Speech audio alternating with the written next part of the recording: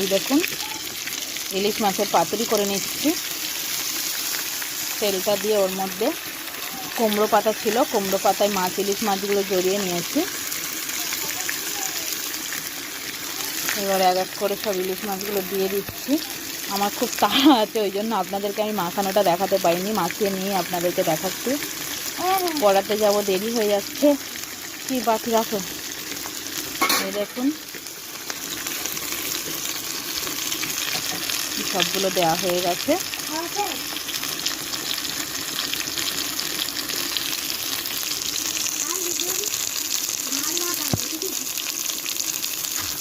ঢাকনাটা খুলে আমি এবার একটু নেড়ে দেবো বলতে একটু পাশটা উল্টিয়ে দেবো এরকম করে। এই দেখুন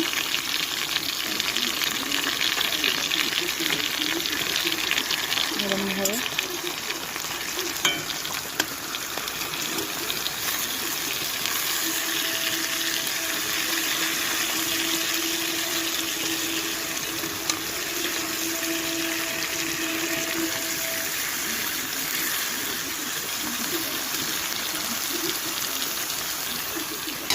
আবার আমি চাপা দিয়ে দেবো।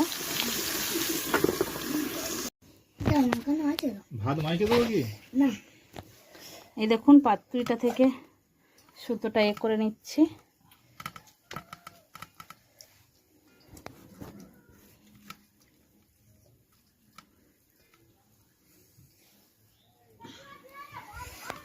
কখন কখন দে বলছে খেতে।